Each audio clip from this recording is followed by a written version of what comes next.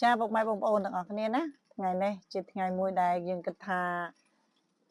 dương miền à ràm mùi sọt sai dương miền ràm mùi lo dương kịch bài pri dương miền thực đầy sọc nông chất chẳng bọc mai bọc ôn ai phần lật rương lo tại tam cả kịch can là gì bọc mai bọc ôn á pru nơi lơ lục dương đi vì miền rương ở vậy đại dương kịch thà dương mình ai tới ruồi chứ mình ai tới ruồi mà chỉ cả kịch ở dương này chẳng bọc mai bọc ôn ở cái này tới kịch thà à vậy có đau của ai tới ruồi này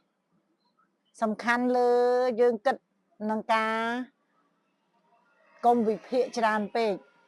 cho bắp thò mà chết mà dương trong bàn ai dương thuyền nâng kịch nâng nè chẳng xong ai bông mai bông bông ở thế mơ clip này háo bàn khơi háo mơ bị đàn đỏ chọn nè còn ai lại cài phu chỉ clip chạy bằng lấy bị bọc sao nơi chỉ vật bật bà thò mà chết ruột nơi ở miền sực đầy sọc ruột nơi ở miền phep đi bàn này tha đi group pe beli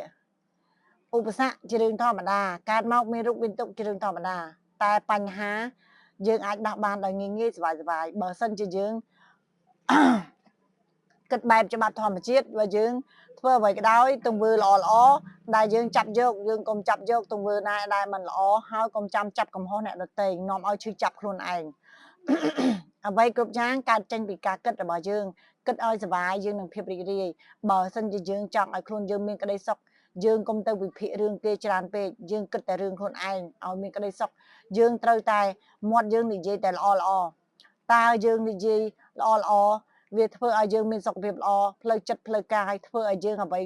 គ្រប់យ៉ាងជុំវិញខ្លួនយើងមានធម៌ពលល្អជាដុំដៃឆក់មួយដ៏មហាសាលបំផុតបែបច្បាប់ធម្មជាតិអត់មានអ្នកណាបង្កើតក្រៅពីធម្មជាតិជាអ្នកបង្កើតអញ្ចឹងច្បាប់នេះវាក្រិតក្រមចំពោះមនុស្សលោកទាំងឡាយទាំងអស់ដែលរស់នៅលើផែនដីគំរិតឲ្យយើងចេះគិតតាមបែបធម្មជាតិធ្វើឲ្យយើងគិតអីបានហ្នឹងអញ្ចឹងការគិតធ្វើឲ្យយើងគិតរបៀបម៉េចអ្នកគ្រូគិតសុបាយគិតរីករាយគិតលុយចូលគិតលក់ដូរដាច់គិតសេចក្តីសុខវានៅជាប់នឹងយើងជានិច្ចយើងមិនអត់គិតបានណាគិតបានតាមានអីថាយើងគិតមិនបានរបស់ដេញណាគេរៀនថាគិតមិនបានមកពីយើងតាមិនគិតមកពីយើងតាមិននឹកឃើញពេលពិបាកចិត្តយើងនឹកឃើញរឿងល្អមករឿងអ្វីក៏ដោយវានឹងស្មោះសរចំពោះចិត្តយើងណាបើមិនជាយើងអត់ប្រែកន្លះយើងអត់ទៅញញ៉ៃគិតរឿងអវិជ្ជមានគិតនេះគិតនោះបាទវិភាគ100មុខវិភាគ100ចម្ពោះកូនក៏ដោយប្តីក៏ដោយគ្រួសារក៏ដោយយើងគ្រាន់តែជាមនុស្សម្នាក់មួយដែលរស់ដើម្បីខ្លះរស់ដើម្បីបន្លប់ទុកអត់ទេព្រោះទុកវាអាចចូលមកជីវិតយើងបើសិនជាយើងគិតវាបើសិនជាយើងអត់គិតវាអត់នឹងចូលមកទេជីវិតយើងណាអញ្ចឹងសូមឲ្យពុកម៉ែបងប្អូនទាំងអស់គ្នាកុំខ្លាចនឹងការគិតល្អកុំខ្លាចនឹងអំពើដែលយើងធ្វើឲ្យត្រូវការគិតរបស់យើងធ្វើឲ្យយើងមានធម៌ពលមួយដែលมันអាច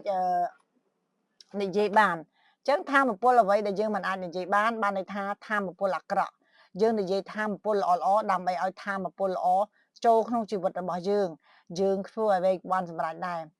ចង់មានស្នាមញញឹមរាល់ថ្ងៃត្រូវតែប្រាប់ខ្លួនឯងថាខ្ញុំចូលចិត្តញញឹមមុខរបស់ខ្ញុំនេះញញឹមចេញគ្រប់ពេលវេលាអញ្ចឹងมันអាចកន្លងហួសពីការគិតនិងការញញឹមរបស់យើងដើម្បីឲ្យមានក្តីសុខដើម្បីឲ្យលើលោកនេះឃើញមានភាពកក់ក្ដៅយើងរស់នៅដោយក្តីសុខក្នុងពាក្យមួយថាបើកភ្នែកឡើងសុខបិទភ្នែកឡើងក៏សុខខ្ញុំមិនទាន់មានអីក៏ដោយយើងប្រមូលអារម្មណ៍ឲ្យមានក្តីសុខសិនចុះបើយើងអត់ហ៊ានស្រមើស្រមៃរឿងក្តីសុខផងតើឲ្យអ្នកណាមកប្រមូលប្រម៉ែក្តីសុខជំនួសយើងពុកម៉ែបងប្អូនរួមលោកទាំងអស់គ្នាជាទីស្រឡាញ់របស់ម្ចាស់បេះដូងសៀងសុភាពនេះរបស់ម្ចាស់ផែនដីសៀងសុភាពនេះព្រោះជីវិតយើងម្នាក់យើងឆ្លងកាត់ជាច្រើនមកហើយសុខមិនសុខគឺលើយើងជាអ្នកគិតសុខមិនសុខជាការមាត់របស់យើងនិយាយចឹងឲ្យខ្ញុំគិតយ៉ាងម៉េចអ្នកគ្រូខ្ញុំដើរដល់ផ្លូវមួយដែលខ្ញុំអស់ផ្លូវដើរដល់ផ្លូវមួយផ្លូវតលអ្នកគ្រូពាក្យផ្លូវតលជាការគិតរបស់យើងធម្មជាតិបង្កើតមកអត់មានផ្លូវតលទេតលហ្នឹងគឺតលឡើងម៉េចតលឲ្យយើងចេះគិតតលឲ្យយើងចេះគិតខ្លួនឯងថាយើងអស់ចាប៉ុណ្ណាតលថាយើងនឹងត្រូវតែតម្រូវយ៉ាងណាតលថាយើងនឹងត្រូវរិះរកវិធីបែបងាយយ៉ាងណាអញ្ចឹងសូមឲ្យពុកម៉ែបងប្អូនទាំងគ្នាកុំរំលងคลิปនេះណា មើលពីដើមដល់ចប់ហើយ like share comment និងចែករំលែកបន្តតាមបណ្ដាញសង្គមឬមួយក៏តាមលេខ Telegram ណាតាម Telegram តាមយមចែកទៅសាច់ញាតិទាំងអស់ដែលយើងគាត់ជាពេលខ្លះយើងអត់ដឹងថាគាត់កំពុងមានទុក្ខឬមិនមានទុក្ខទេអញ្ចឹងសូមឲ្យពុកម៉ែបងប្អូនបង្វិលណាបង្វិលទិសដៅបង្វិលរកប៉ុស្តិ៍ណាដែលសុខសប្បាយបង្វិលរកប៉ុស្តិ៍ណាដែលយើងគិតថាសុខសម្រាប់យើងគ្មានអ្នកណាមកផលិតក្តីសុខក្រៅពីយើងទេអ្នកអស្ចារ្យលើលោកគឺគេផលិតក្តីសុខដោយខ្លួនឯងគេគិតបែបអភិនិហាគេគិតបែបខ្លួនគេអាចធ្វើបាន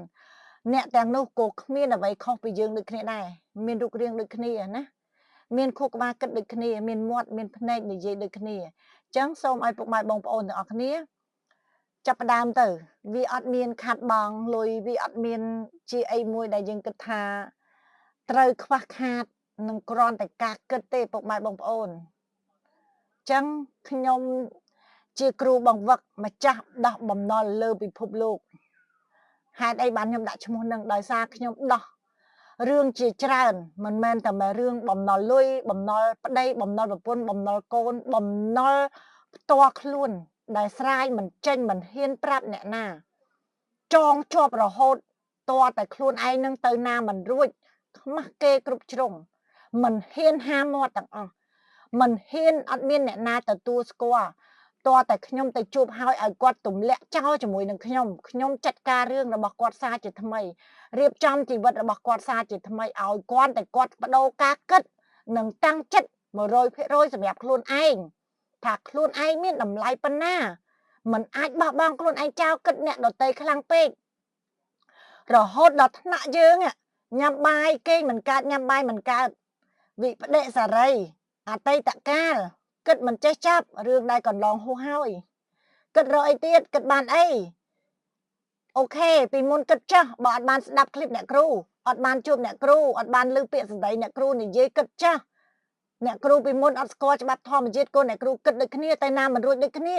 ព្រោះមនុស្សយើងអ្នករស់ស៊ីវាមិនដែលលូនរហូតទេវាតែងតែជពាក់គេជពាក់ទៅវាបញ្ហាជីវិតវាតែងតែមានទេលើលោកនេះវាមិនដែលអត់ទេតែយើងអត់ដឹងដោះទៅផ្លូវណាបើយើងអត់ស្គាល់ច្បាប់ធម្មជាតិមួយនេះដល់យើងស្គាល់អ្នកគ្រូស្គាល់ហើយអ្នកគ្រូដោះដល់ងាយងាយសុបាយគឺដោះក្នុងចិត្តសិនបានការពិតដោះខាងក្រៅចេញបើចិត្តរបស់យើងនៅតែជាប់ជំពាក់រហូតគិតរហូតដល់ខ្លួនឯងដេកនៅកទេគិតខ្លួនរហូតដល់ខ្លួនឯង stress សឹងទៅពេទ្យរាល់ថ្ងៃតើឲ្យគិតចេញអីទៀតធ្វើបាបទាំងរាងកាយផ្លូវចិត្តតើអ្នកណាមកជួយក្រៅពីខ្លួនយើងអញ្ចឹងអ្នកគ្រូសូមប្រាប់ពុកម៉ែបងប្អូនថាអ្វីលើលោកនេះគឺមកពីការគិតទាំងអស់គ្រាន់តែបដូរការគិតហើយច្បាស់លើខ្លួនឯង 100% ដាក់គោលដៅយើងនឹងមានក្តីសង្ឃឹមជាថ្មីយើងនឹងសាងជីវិតជាថ្មីចាប់ផ្ដើមមានពលឺគ្រួសារជាថ្មីគ្មានអ្វីដែលទម្លាក់ចោលទេយកមកទម្លាក់ចោលជាមួយអ្នកគ្រូមកមានរឿងអីអាចឆាតបានអាចឆាតប្រាប់បានណាព្រោះបញ្ហាវាកើតឡើងពីការដែលយើងមិនហ៊ានគិតមិនហ៊ានទម្លាក់ចោលយើងខ្មាស់គេមិនហ៊ានស្រាយចំណង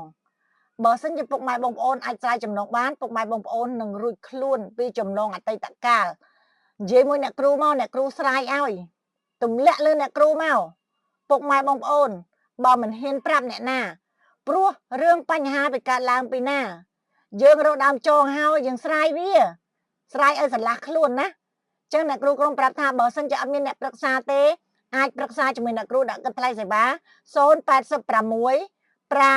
19 337 078